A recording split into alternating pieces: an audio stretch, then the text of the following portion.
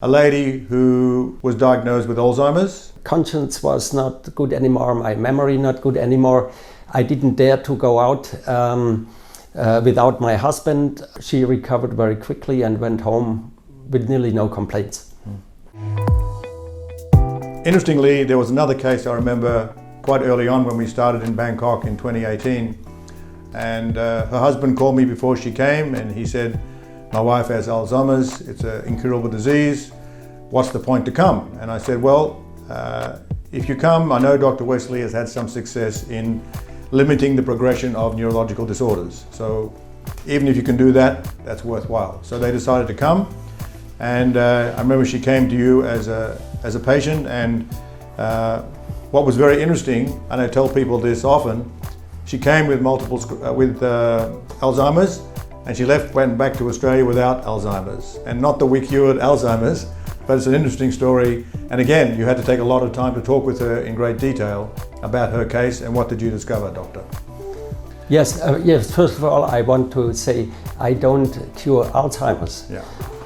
But if I see this diagnose, I try to find out at least, is it Alzheimer's or are there other deficiencies? And I had a long talk with the husband of this poor lady. And we found out that I always asking, when did that start? Was it acute or did it come slowly? And he said, no, it started very acutely after general anesthesia due to some surgery. I think that was a knee replacement, something like that. And then she said, and then it went very rapidly. My conscience was not good anymore, my memory not good anymore. I didn't dare to go out without my husband because I feared to never find back again. And then, of course, we looked for all these deficiencies like nutrition, and hormones, of course. This lady was menopausal and had probably already before problems with the hormones, and that aggravated. And so we found deficiencies in estrogen, progesterone, pregnenolone, DHEA, the whole range of hormones, and other deficiencies, vitamin D, and very important for nerval issues, the B vitamins. And so we substituted that with infusions and with hormone replacement therapy, and she recovered very quickly and went home with nearly no complaints. Yeah, a very interesting story. As you said, you don't have the ability to cure Alzheimer's, not yet anyway, but you can correct misdiagnoses. And I think she was also treated quite heavily with chemical drugs, a lot of antibiotics, which again makes the condition even worse. That is true, and that destroyed her gut microbiome, which contributes also to Alzheimer's. There is some research done in Munich in the Max Planck Institute.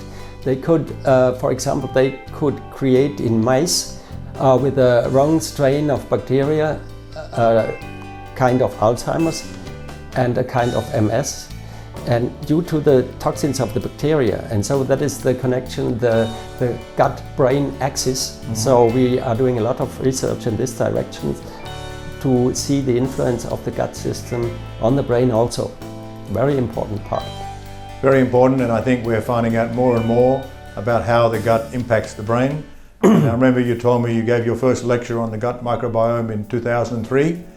And at the time your fellow doctors weren't so enthusiastic about what you had to say. They said that this guy must be crazy, and he and nobody wanted to listen, and they left the room where I had the presentation one after the other, and only a few people were left.